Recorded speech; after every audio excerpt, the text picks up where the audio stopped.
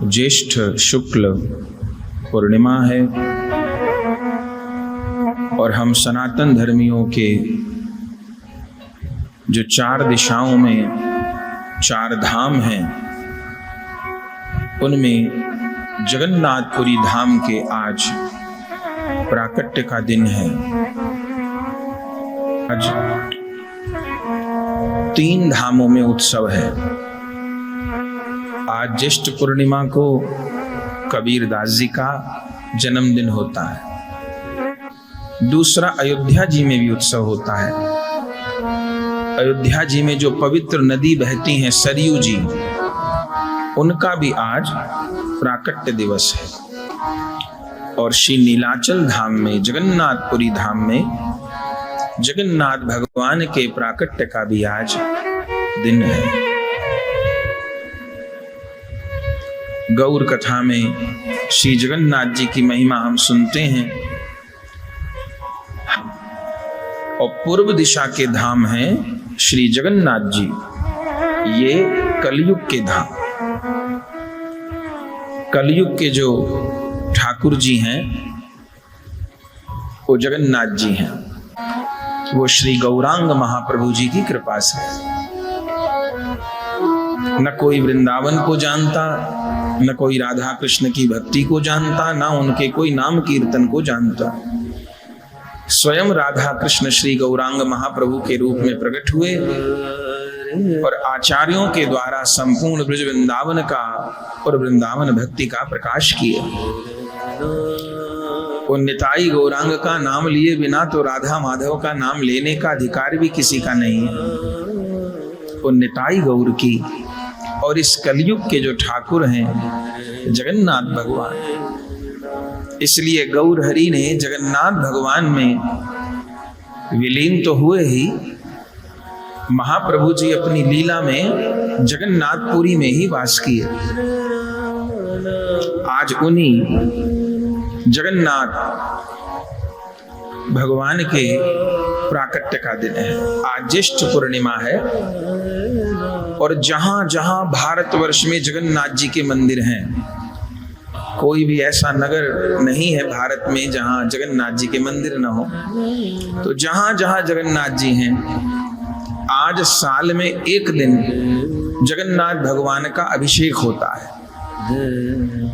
तो क्या सारे साल भगवान नहीं नहाते हैं? झूठ मूठ को नहाते हैं, दर्पण में नहाते हैं, क्योंकि दारू ब्रह्म है जगन्नाथ जी, काष्ठ खंड से प्रकट होते हैं। तो प्रतिदिन जगन्नाथ जी के स्नान नहीं होते। पुरी में भी कैसे होते हैं? होते तो हैं रोज। अपने यहाँ छाया और काया को एक माना जाता है। तुलसी जी की परिक्रमा कर रहे हैं, ठीक, और दिन छिप गया है, छाया पड़ रही है तुलसी जी की, तो उस छाया को बचा के निकलेंगे। यदि छाया पे पैर पड़ गया तो अपराध है। फिर छाया काया एक ही है। तुलसी जी की छाया पड़ रही है तो बचा के निकलेंगे उसको। तो गुरु लोगों की छाया पर भी पैर नहीं पड़ना चाहिए। प्रयास करते हैं कि गुरु लोगों के साथ चलना हो तो दाहिने करके उनको चलना चाहिए। कहीं जा रहे हैं, माता पिता बैठे हैं, तो उनको बाएं करके नहीं निकलेंगे, दाएं करके निकलेंगे। तुलसी जी हैं तो दाएं करके निकलेंगे जहां तक संभव है। गौ माता खड़ी हैं तो दाएं करके निकलेंगे उनको। बड़े बैठे हैं तो दाएं करके निकलेंगे, बाएं करके नहीं निकलेंगे। बाएं करके निकलेंगे तो पुण्य क्षीण हो जाते हैं। तो छाया काया के समान ही होती है। तो प्रतिदिन जगन्नाथ भगवान की छाया का स्नान होता है। मंदिर में बड़े बड़े चांदी के दर्पण हैं, तो ठाकुर जी के आगे धरे जाते हैं और उसमें जगन्नाथ भगवान की छाया पड़ती है। उस छाया का स्नान होता है, प्रतिदिन होता है, पर छाया का स्नान होता है। लेकिन आज जेठ की पूर्णिमा को ठाकुर जी का प्रकट स्नान होता है। 1008 कलशों से जगन्नाथ जी आज स्नान करते हैं। 1000 कलश। अब तो टीवी पर भी वहां का लाइव प्रसारण आता है। दूरदर्शन वाले चैनल पर हमने भी दिन में दर्शन किया था, और भी चैनलों पर आता होगा, तो सीधा लाइव वहां का आता है। 2 बार ठाकुर जी अपने गर्भगृह से बाहर आते हैं जगन्नाथ भगवान। एक तो आज के दिन, आज है स्नान पूर्णिमा, जेठ की पूर्णिमा, तो बाहर वेदी बनी है, उस पे तीनों बड़े ठाकुर जी आते हैं, चारों, जगन्नाथ भगवान, बलभद्र जी, सुभद्रा जी, सुदर्शन भगवान और चल विग्रह मदन मोहन जी के, वो आते हैं। और 1008 कलश से ठाकुर जी स्नान करते हैं। इस पृथ्वी के जितने तीर्थ हैं उन सबों का जल उपस्थित होता है, ठाकुर जी स्नान करते हैं। ऐसे तो सारे साल नहाते नहीं, और आज इतना नहा लेते हैं कि ठाकुर जी को जुकाम हो जाता है, बुखार हो जाता है, एक ही दिन इतना नहा लेते हैं। अब पहले दिन से कलश रखे जाते हैं, नए कलश, पुराने नहीं, नए कलश, और उन कलश में केसर डाल के, इत्र डाल के, सुगंधित फूल डाल के, कि गर्मी है तो ठंडे जल से ठाकुर जी को स्नान होगा। और फिर आज पूरे दिन ठाकुर नहाते हैं, और फिर अब स्नान करके ठाकुर जी अंदर जाएंगे मंदिर में, तो 15 दिन के लिए मंदिर बंद हो जाएगा। विश्व में ये लीला कहीं नहीं होती, जगन्नाथ जी में होती। भाव क्या है, ठाकुर जी बीमार हो गए, वहां नर लीला करते हैं भगवान, बीमार हो गए प्रभु, और अब इन 15 दिन में ऐसे जगन्नाथ भगवान की जो रसोई है, जो चूल्हा है, वो कभी ठंडा नहीं होता। 400 चूल्हे में हर समय अग्नि जुड़ी रहती है। और आप जानते हैं कि जगन्नाथ भगवान को प्रतिदिन 52 मन भोग लगता है, प्रतिदिन 52 मन चावल ठाकुर जी को भोग लगता है। जगन्नाथ के भात को जगत पसारे हाथ, दुनिया में इतनी बड़ी रसोई कहीं नहीं है जितनी जगन्नाथ भगवान की। 700 रसोइया हर समय ठाकुर जी के लिए भोग बनाते हैं। लेकिन इन 15 दिन में, आज तो पूर्णिमा हो गई, अब कल से आषाढ़ लग जाएगा, तो आषाढ़ की पड़वा से लेकर कृष्ण पक्ष की अमावस तक 15 दिन दर्शन बंद रहेंगे। तो अब इन दिनों क्या होगा, प्रभु की चिकित्सा होगी, भगवान के अंग राग होंगे, और ठाकुर जी को दवाई भोग लगती हैं, औषधियां, आयुर्वेदिक काढ़े, औषधि, ये सत्य आपको बता रहे हैं, काढ़े भोग लगते हैं भगवान को। ठाकुर जी बीमार हो गए, 15 दिन रहेंगे बीमार, और फिर जब ये अब जो महीना कल से लगेगा आषाढ़ का, तो शुरू के 15 दिन भगवान की चिकित्सा होगी, और फिर आषाढ़ शुक्ल प्रतिपदा को तब ठाकुर जी का दर्शन होगा 15 दिन बाद। उसको नव यौवन दर्शन कहते हैं। और फिर उस दिन दर्शन होगा, और अगले दिन दौज को ठाकुर जी रथ में बैठेंगे, उसको रथ यात्रा कहते हैं। तो आज से ही वो जो रथ यात्रा का 1 महीने का उत्सव है, लगा के जेठ की पूर्णिमा से और आषाढ़ की पूर्णिमा, गुरु पूर्णिमा तक, वो 1 महीने के उत्सव का शुभारंभ आज होता है।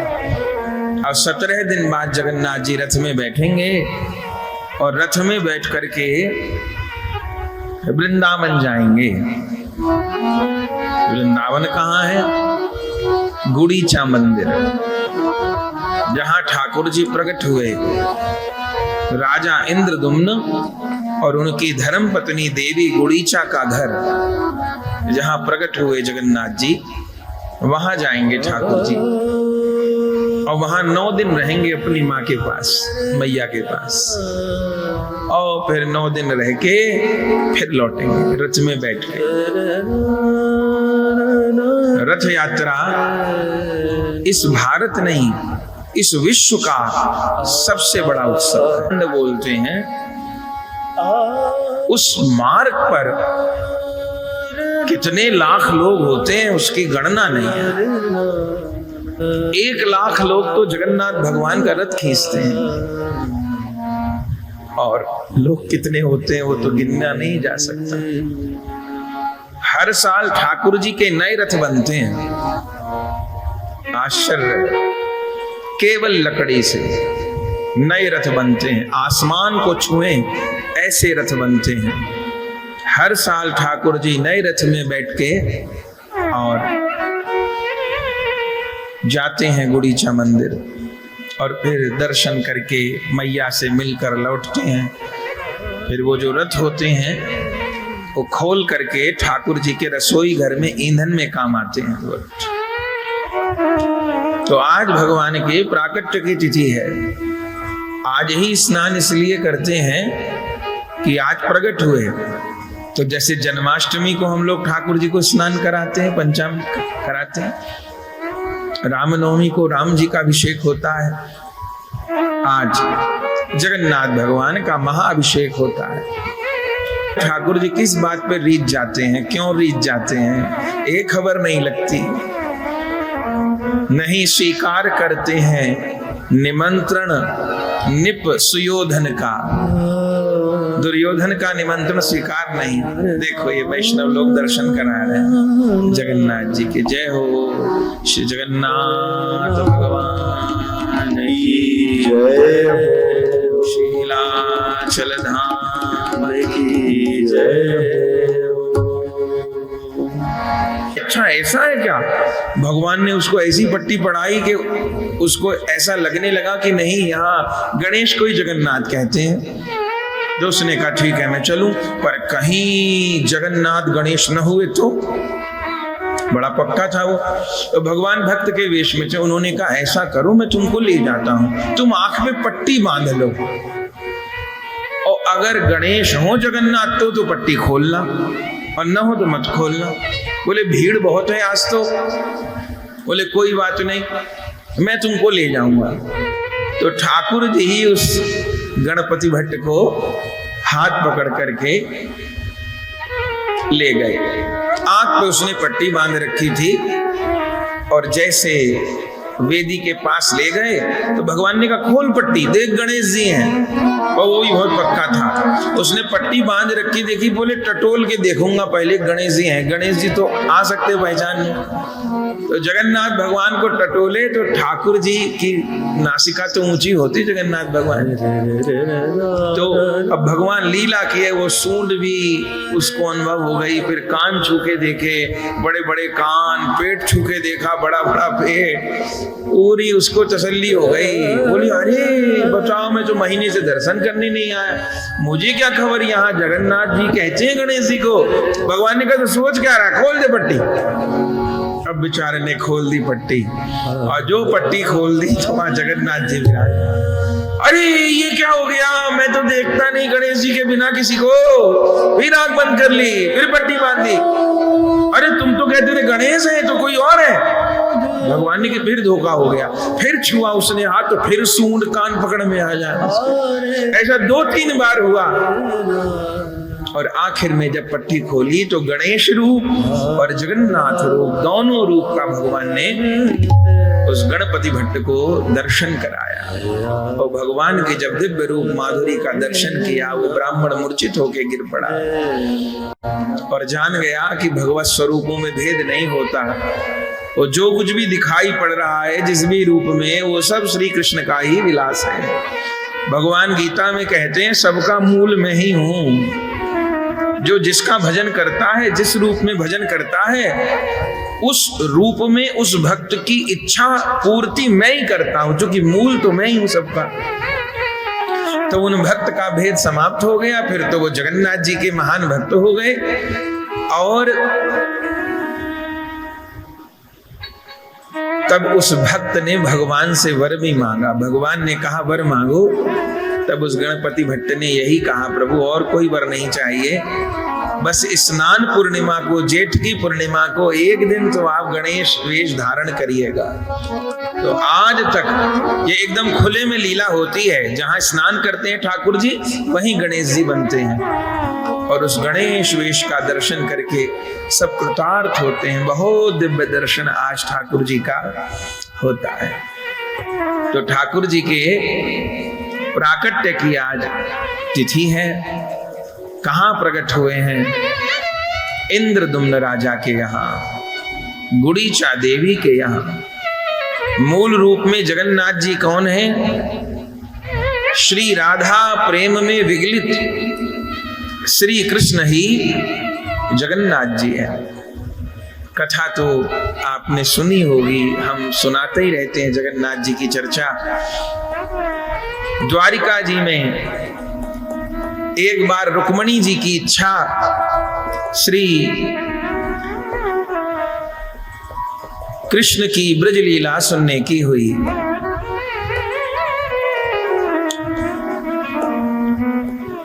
किससे सुने? रात के समय सोते हुए ठाकुर जी के मुख से राधा नाम निकला था, और रुक्मणी जी ने रात को सोते हुए भगवान के मुख से राधा नाम सुन लिया था। तब तक वो जानती नहीं थी राधा रानी के विषय में। ठाकुर जी से तो पूछे कैसे, पर उनको ये लग गया कि ये राधा रानी तो वृंदावन की रानी है। अगर द्वारिका में किसी का नाम राधा होता तो मुझे पता होता, क्योंकि मैं बड़ी रानी हूं। हम 16,108 में तो किसी का नाम राधा नहीं है। तो श्री कृष्ण द्वारिका जी में इतनी रानियों के बीच रहते हुए किस राधा को याद करके रोते हैं? पूछूं किससे? भगवान से साहस नहीं हुआ। तब ये निश्चय हो गया ये है वृंदावन लीला की ही। तो यहाँ द्वारिका में ऐसा कौन है जो वृंदावन लीला का परिकर हो, जो वृंदावन में भी रहा हो? तब बहुत खोजा तो पता चला द्वारिका में तो ऐसी रोहिणी मैया है, बलराम जी की माता जी रोहिणी, जो ब्रज लीला में भी है, मथुरा लीला में भी है और द्वारिका लीला में भी है। तो उन्हीं को पता होगा। तो उन रोहिणी जी के पीछे सारी रानियां पड़ गईं। हमें भगवान की वृंदावन लीला सुनाओ, ब्रज लीला सुनाओ, राधा रानी के विषय में बताओ। रोहिणी जी ने कहा ये राधा नाम कहाँ सुन लिया? बोले भगवान के मुख से सुना है, अब हमें राधा रानी की कथा सुनाओ। रोहिणी जी ने कहा राधा रानी का यश गाने की तो भगवान में भी सामर्थ्य नहीं है, मैं कहाँ कह सकती हूँ। बोले नहीं, श्री राधा का यश तो आपको सुनाना होगा। रोहिणी जी ने कहा मैं मां हूं, मैं पात्र नहीं हूं श्री जी का यश गान करने की, उस वृंदावन लीला को सुनाने की। बोले जो बता सकती हैं, जितना बता सकती हैं उतना तो बताइए। तब रोहिणी जी ने कहा अब बस शेष करो। रोहिणी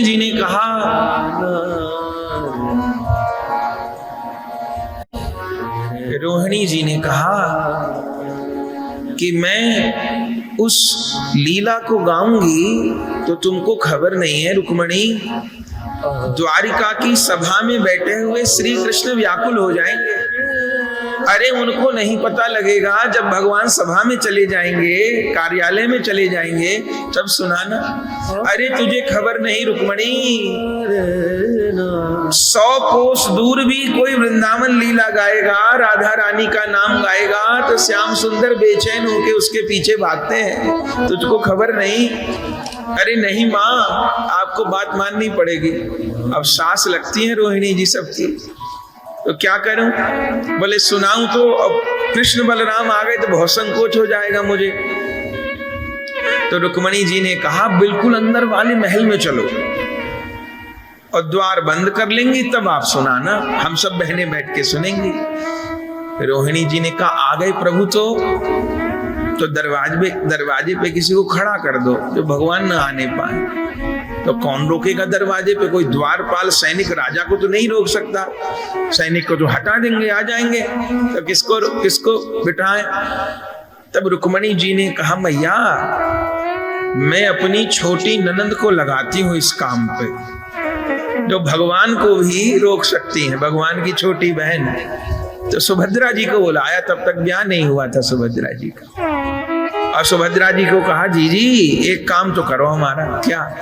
बोले थोड़ी देर को द्वारपाल बन जाओ। बोले क्यों बन जाओ, सब द्वारपाल कहाँ चले गए? बोले गए तो कहीं नहीं, बस द्वार पे रहना है, हम कुछ चर्चा कर रही है मैया से, कोई आने न पाए। बोले ठीक है। रोक दूंगी अगर मैया ऐसा चाहती हैं तो मेरे भैया हमें दोनों तो बोले उनको तो सबसे पहले रोकना है, उन्हीं को तो रोकने को खड़ा कर रही हैं, और किसको रोकना है? तो आने मत देना, बिल्कुल मत आने देना, सौगंध है आपको आपके भैया की। ऐसी बात है क्या? तो ठीक है, दरवाजे पे खड़ी हो जाती। तो सुभद्रा जी द्वार रोक के खड़ी हो गई और भीतर रोहिणी जी ने कथा सुनानी करी। रुक्मणी जी को आशा नहीं थी कि भगवान सुन लेंगे इतनी दूर, क्योंकि कथा हो रही है भेंट द्वारिका में। दो द्वारिका जी हैं, एक भेंट द्वारिका है, एक गोमती द्वारिका है। तो दोनों द्वारिका जी में कम से कम 30-35 किलोमीटर का फासला है। भगवान की सभा है गोमती द्वारिका और रानियां है भेंट द्वारिका में। तो आशा नहीं थी कि भगवान सुन लेंगे, लेकिन नहीं, जहां राधा नाम हो, जहां प्रिया जी की मंगलमयी चर्चा हो, भगवान आधीन हो जाते हैं। रोहिणी जी ने कथा सुनानी शुरू करी ब्रजलीला, और ब्रजलीला में भी जब श्री जी का यश गाना प्रारंभ किया,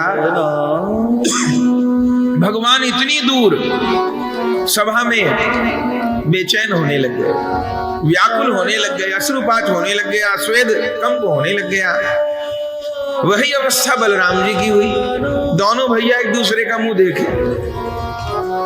बलराम जी कहे, कन्हैया क्या बात है? बोले, दादा लग रहा है कहीं ब्रज की कथा हो रही है, कोई ब्रज की कथा को गा रहा है। लगता तो मुझे भी ऐसे है, तो चलो इस द्वारिका में कौन है जो ब्रज की बात करे। तो दोनों भैया रथ में बैठ के चल पड़े उस दिशा में जिस दिशा से तरंगे आ रही थी। ये तरंगों का साम्राज्य है, वाइब्रेशन। जब भी कोई साधना मार्ग में जुड़ेगा तो उसको इन तरंगों का अनुभव होने लगेगा। भगवान भाव रूप हैं, वे पहले भाव के रूप में प्रकट होते हैं। जिसका हृदय कभी भावुक ही नहीं होता, कभी भी भाव नहीं आता। कोई करुण प्रसंग है तो हृदय द्रवीभूत होना चाहिए। अगर कोई हास्य का प्रसंग है तो हंसी भी आनी चाहिए। कोई सिद्धांत की बात है तो सावधानी भी होनी चाहिए।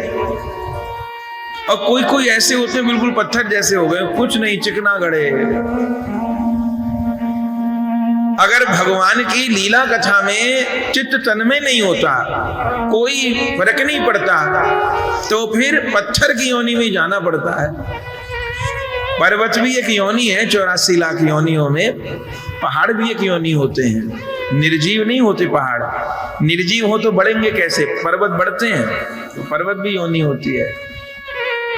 तो बिल्कुल भाव है ही नहीं, तो उसको पत्थर की योनि में जाना पड़ता है। तो ये तरंगों का राज्य है। जैसे जैसे इस मार्ग पर प्रगति होती है, ये बातें समझ में आने लगती हैं, अपने अनुभव में ही आने लगती हैं। कहते सुनते तो हैं। तो भगवान उसी दिशा की ओर चलने लगे जिस दिशा से, ये भी उनको खबर नहीं कि कौन सुना रहा है, माँ सुना रही है, ये उनको खबर नहीं है। पर जिस दिशा से उनको तरंगे आते दिखाई पड़ रही हैं, उसी दिशा में। कहीं घर में 1 चम्मच शहद डाल दो आप किसी कोने में, ठीक? चींटी को कोई निमंत्रण देने जाता है कि वो घर के उस कोने में 1 चम्मच शहद पड़ा है? बताइए। सबको पता चल जाता है। कैसे पता चल जाता है? दूर दूर की चींटी। और देखो, हम लोग कोई दुर्लभ वस्तु पड़ी होगी तो चुप उठाएंगे, कोई देखना ना, इधर देखे जरूर चुप उठा। पर जीवों में ऐसा नहीं है। अकेली चैटी नहीं आएगी, लाखों को लेके आएगी। तुम भी चलो, तुम भी चलो, सब मिलके खाएंगे। तो चींटी की तरंग पकड़ने की, सुगंध पकड़ने की क्षमता इतनी होती है, तो भगवान की कितनी होगी। तो भगवान चल पड़े और चलते चलते महलों के द्वार पे ही आ गए। अंतःपुर में मुझे लगता है यहीं से वो दिव्य तरंगे आ रही हैं। चलते चलते भीतर पहुंच गए और अंतःपुर के द्वार पे जहां सुभद्रा जी खड़ी थी। अरे बहन, तू यहां क्यों खड़ी है? पूछो मत भैया, खबर तो मुझे नहीं। लेकिन तुम्हारी सारी रानियां बड़ी माँ को घेरे बैठी हैं, रोहिणी माँ को घेरे बैठी हैं, क्या बात कर रही हैं ये भी नहीं पता। मुझे तो बाहर निकाल दिया, क्या दरवाजे पे रहो, भीतर पता नहीं क्या चर्चा हो रही है। माँ बीच में बैठी है, कुछ सुना रही है, तुम्हारी सब रानियां सुन रही हैं। भगवान ने कही तो मुझे जाने दो ना, खास मनाई की है, चले न जाए अंदर, इसलिए खड़ी हूँ रास्ता रोक के, और सौगंध दी है, तुम्हारी सौगंध दी है, अब कैसे जाने दूंगी। अच्छा तो ठीक है। रास्ता रोके खड़ी है सुभद्रा जी, बीच में सुभद्रा जी हैं, एक और ठाकुर जी खड़े, दूसरी ओर बलराम। आप पूरी में देखिए यही दर्शन, बीच में कौन, बहन सुभद्रा, एक और बलराम जी, एक और जगन्नाथ जी, ऐसे ही ठाकुर जी का दर्शन।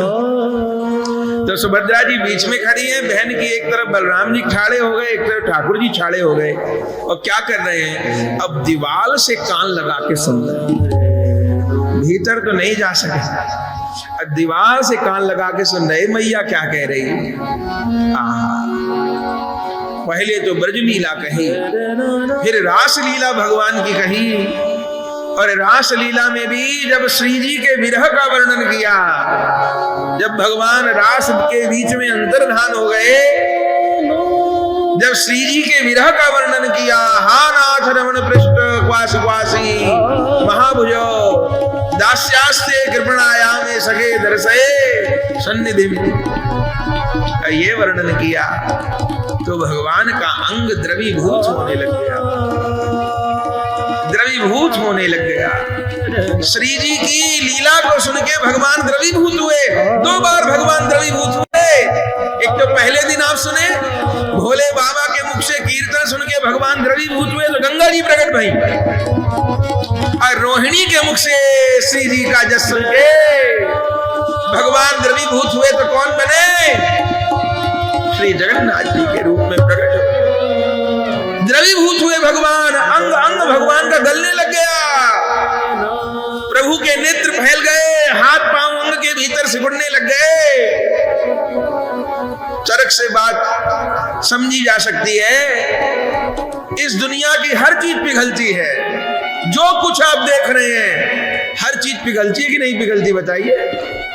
एक विशेष ताप पे हर वस्तु पिघलती है, पर सबके पिघलने का तापमान अलग अलग है। ये लोहा जिससे हाथी बांधे जाते हैं, ये लोहा भी तो पिघलता है। देखिए लोहे की भट्टियों में पानी बन के बहता है लोहा, सोना पानी बन के बहता है, चांदी पानी बन के बहती है, तब तो आभूषण बनते हैं। अरे ये ईंट पत्थर भी पिघलते हैं, जब ज्वालामुखी फटता है तो ईंट पत्थर पानी बन के बहते हैं, पर सबका पिघलने का एक ताप है। ऐसे भगवान भी पिघलते हैं, पर वो किस तापमान पर पिघलते हैं, उस तापमान का नाम है राधा विरहता, श्री राधा प्रेमता। उस राधा विरह प्रेम वाले ताप पे भगवान द्रवीभूत हो जाते हैं। श्री कृष्ण का शरीर पिघलने लग गया, हाथ पांव सिकुड़ने लग गए, पिंडाकार आकृति हो गई भगवान। यही बलराम जी की स्थिति हुई, और यही दोनों भैयाओं के बीच में बहन की स्थिति हुई, यही सुदर्शन की स्थिति हुई। सुदर्शन भगवान तो गल करके लंबे हो गए। उसी समय द्वारिका जी में नारद जी आए। नारद जी बहुत मौके पे पहुंचते हैं, और किसी को दर्शन नहीं हुआ, प्रथम दर्शन नारद जी को हुआ। नारद जी आए और जो भगवान के उस कलेवर को देखे कि आवेग में भगवान के अंग सिकुड़ रहे हैं, रोम रोम से राधा नाम निकल रहा है, भगवान द्रवीभूत हो रहे हैं। नारद जी स्तुति किए, कब तक स्तुति करते रहे खबर नहीं। इधर भीतर कथा विश्राम हुई, तब भगवान स्वस्थ हुए। आंख खोल के देखे तो सामने नारद जी हैं, बड़े प्रसन्न। नारद जी तो विह्वल हो गए, आंखों से झरझर अश्रुपात होने लग गया। भगवान ने नारद जी को देखा, कहा नारद आज बहुत प्रसन्न हूं, कोई वर मांगो। नारद जी कहते वर तो मिल ही गया, इतना बड़ा वीर मिल गया। मैंने मत्स्य भगवान के, कच्छप भगवान के, परशुराम, वामन, नरसिंह, रामकृष्ण सब रूप के दर्शन किए, ऐसे रूप के दर्शन तो कभी नहीं किए। प्रभु ये कौन सा रूप है? अरे वो सब बाद में पूछना, वर मांगो। नारद पहले वर मांगो, वर देना चाहते हो तो यही वर दो कि इस रूप से धरा धाम पर प्रकट हो गए, इस रूप से धरा पर प्रकट हो गए आप। भगवान ने कहा ठीक होंगे प्रकट। ये आपका कौन सा रूप है? ए नारद, ये मेरा राधा प्रेम विगलित स्वरूप है। जगन्नाथ जी का स्वरूप कौन है? राधा प्रेम विगलित स्वरूप है श्री कृष्ण का। ये गौर हरि जगन्नाथपुरी में वास क्यों करते हैं? क्योंकि गौर कौन है? कृष्ण विरह व्यथित श्री राधा गौर है। श्री कृष्ण के विरह में विभोर राधिका गौर है और राधा विरह में विभोर श्री कृष्ण जगन्नाथ है। वो गौर हरि और जगन्नाथ जी का मिलन कोई गौर जगन्नाथ मिलन नहीं, वो विशुद्ध रूप में राधा माधव का मिलन है, राधा माधव का मिलन है। गौर हरि के स्वरूप को समझे बिना जुगल सरकार का स्वरूप नहीं समझ में आ सकता। उस दिव्य प्रेम की ऊंचाई तक जा नहीं सकता बिना गौर की कृपा के, क्योंकि गौर जगन्नाथ मिलन विशुद्ध रूप में राधा माधव का दिव्य मिलन है। नारद जी दर्शन करके विभोर हो गए। भगवान ने कहा ठीक है, हम कल युग में अवतार लेंगे। किसके यहाँ अवतार लेंगे? बोले एक राजा है इंद्रदुम्न, वो बहुत समय से तप कर रहा है, हमारे दर्शन के लिए अब एक पंथ दो काज। उसको वर देने की सोच ही रहा था, सोच रहा था किस रूप में उसके घर प्रकट होऊं। तो ठीक है, जगन्नाथ रूप में उसके घर प्रकट होऊंगा। ये इंद्रदुम्न राजा थे, इनकी पत्नी थी गुड़ीचा देवी। राजा रानी मलय पर्वत पर तप कर रहे थे बंधुओं। किस लिए कर रहे थे? भगवान हमको प्राप्त हो। तब इन्हीं इंद्रदुम्न राजा को भगवान ने वर दिया था। कथा तो बहुत बड़ी बड़ी है, छोटा करके सुना रहे हैं। वर दिया भगवान ने। इंद्रदुम्न ने कहा मुझे आप कैसे प्राप्त होगे, कहां प्राप्त होगे? इंद्रदुम्न राजा को भगवान ने कहा तुम समुद्र के तट पर चले जाओ, जिसे चक्र तीर्थ कहते हैं। जगन्नाथपुरी जाइए तो जगन्नाथ भगवान के मंदिर से कोई 5-7 किलोमीटर दूर है चक्र तीर्थ। वहां पर ऐसे तो बहुत दर्शन है, दो मुख्य दर्शन है वहां। एक तो वहां बेड़ी हनुमान जी हैं। हनुमान जी को राम नाम की बेड़ी में भक्तों ने बांधा हुआ है। समुद्र आ जाता था पहले पुरी में, समुद्र में उफान आता तो मंदिर में जल घुसे आता था, तो भक्त लोग दुखी हुए। भगवान को कहा प्रभु मंदिर में जल आ जाता है।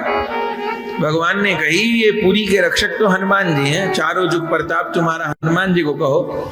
हनुमान जी से बेनती करी। हनुमान जी ने कहा ठीक है, मैं यहाँ बैठ जाता हूँ। तो हनुमान जी वहां लेट गए। तो जब से लेट गए तब से फिर जल आना बंद हो गया पुरी में। अब कितने तूफान आए, पुरी में जल नहीं आता। लेकिन कभी कभी हनुमान जी को जगन्नाथ जी के दर्शन की उतावली होती थी तो उठ के आ जाते थे, और जब उठ के आ जाते थे तो पीछे पीछे समुद्र भी आ जाता था। तो भक्त लोग घबरा गए, बोले अब आता तो कम है लेकिन हनुमान जी उठ के आते हैं तो आ जाते। फिर जगन्नाथ भगवान को कहा कि आप कुछ करो। भगवान ने कहा भाई मैं अपने हनुमान को ये तो नहीं कहूंगा कि वो दर्शन न करने आए, तो कोई उपाय बता दो। भक्तों ने कहा हम हनुमान जी को बांध देते हैं। भगवान ने कहा हनुमान जी को कोई बांध पावेगा क्या? तो कैसे बंधेंगे? तब भगवान ने कहा वो राम नाम की बेड़ी में बंध सकते हैं। तो बड़े सुंदर दर्शन है वहां। हनुमान जी को राम नाम की जंजीर में बांधा हुआ है, इसलिए बांधा हुआ कि उठ के मत आ जाना, नहीं तो समुद्र मंदिर में आ जाएगा। क्या कहें, बेड़ी हनुमान कहते हैं उनको। और उसी बेड़ी हनुमान के पास चक्र तीर्थ हैं। चक्र तीर्थ क्या है ये अब बता रहे हैं। भगवान ने कहा वहां चक्र तीर्थ पे तुम जाना इंद्रदुम्न, तो क्या होगा, आज से 5वें दिन समुद्र में बहता हुआ एक बड़ा पेड़ वृक्ष आएगा, जिस वृक्ष की 4 शाखा होंगी, शंख चक्र गदा पद्म के चिन्ह बने होंगे उन शाखाओं पे। उसी वृक्ष को ले आना, उसी से मैं प्रकट होऊंगा। राजा रानी वहीं समुद्र के तट पर पड़ गए, चक्र तीर्थ पर 5 दिन बैठे बैठे हो गए, अन्न जल छोड़े, भगवान को पुकार रहे हैं, हे गोविंद दर्शन दो, हे गोविंद दर्शन दो, हे गोविंद दर्शन दो। तब 5वें दिन वो बड़ा वृक्ष महादारू बहता हुआ है। और बंधुओं, सब बहुत बड़ा वृक्ष। और एक समस्या, उत्तराखंड में विधर्मियों की संख्या बढ़ती जा रही है, एक चिंता की बात। ये पापियों की संख्या वहां भी बढ़ती जा रही है। और खच्चर वाले, ऑटो वाले 80% ये लोग हैं। धाम को, तीर्थ को मर्यादा चाहिए। चलो, तो उसके पहले भी देखा था और फिर उसके बाद में तो यात्रा हुई थी, सब भक्त लोग गए थे। तो आश्चर्य, आप सोचिए कहां झील फटी और कहां से मलबा आया बहते हुए। कितना प्रलय की 10-10 मंजिला इमारतें पत्ते की तरह बह जाए, लेकिन धन्य पीछे से कोई 15 फुट लंबी चौड़ी वो शिला है, छोटी मोटी नहीं है शिला, वो डमरू की तरह बहती आ रही थी पीछे से मलबे में, आप सोचिए। और मंदिर आया, उसके कोई 15-20 फुट पहले वो शिला रुक गई। किसने रोक दी? बोली, किसी ने रोक दी? वो प्राण बचाने सबको भारी थे। वो शिला बहती आ रही है पहाड़ों से और वहां आके रुक गई। वो देखो, वो शिला ही टकरा जाए मंदिर से तो क्या हो, इतनी बड़ी शिला थी। अच्छा, बहुत पहले रुक जाए तो भी मलबा कट करके मंदिर पे जोर मारता, ठीक। वो ऐसे रुकी 15-20 फुट पहले कि जो बह के आ रहा था वो 2 भागों में, इधर को बहा उधर को बहा, जो सीधी चोट मंदिर को लगती नहीं, और वहां अटकी रही शिला, नहीं तो बाद में भी सरक सकती थी वो आगे। आज भक्त लोग जाते हैं, बंधुओं, हमने आंखों से देखा है, जितना प्रणाम केदारनाथ को करते हैं उतना प्रणाम उस शिला को भी करते हैं। उस शिला पर भी जल चढ़ता है, रोली चढ़ती है, लोग परिक्रमा करते हैं, प्रणाम करते हैं। बोले ये भी शंकर ही है, चमत्कार है।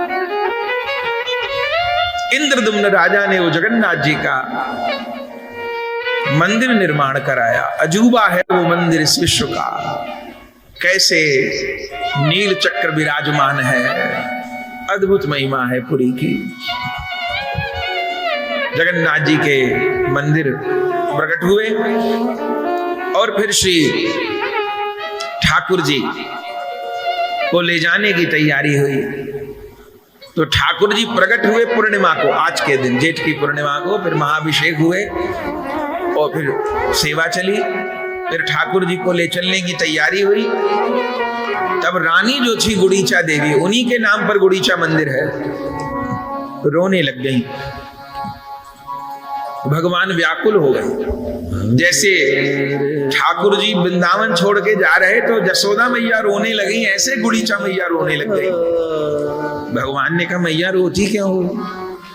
बोले, मेरे लिए प्रकट हुए थे कि दुनिया के लिए प्रकट हुए थे? अब मैया के लिए प्रकट हुए तो मेरे घर में ही रहो फिर। और कहे दुनिया को दर्शन देने जा रहा हूं, 4 धाम में से एक धाम बनेगा ये, मेरा क्या होगा? तब भगवान ने बहुत समझाया, मैया अब जाना है, तेरे भाग से धाम प्रकट होएगा। मैया ने कही, तो मेरा क्या होगा? तब भगवान ने कहा कि मैं हर बरस मिलने आऊंगा, हर बरस मिलने आऊंगा, तेरे पास रहूंगा। तो आज ठाकुर जी प्रकट हुए, स्नान हुए भगवान के, और फिर 15 दिन भगवान के अंग राग श्रृंगार, और 15 दिन बाद भगवान अपनी माँ से मिलने जाएंगे। तो जो गुड़ीचा मंदिर है वो वृंदावन है, वो यशोदा जी का घर है। हमारे महाप्रभु जी इसी लीला रस का आस्वादन किए हैं जगन्नाथ लीला में। तो उन जगन्नाथ भगवान के प्राकट्य का स्नान यात्रा का आज दिन है। तो सब वैष्णव जन भावना में श्री जगन्नाथपुरी को और श्री जगन्नाथ भगवान को प्रणाम करिए। सारे जगत पर जगन्नाथ कृपा करें।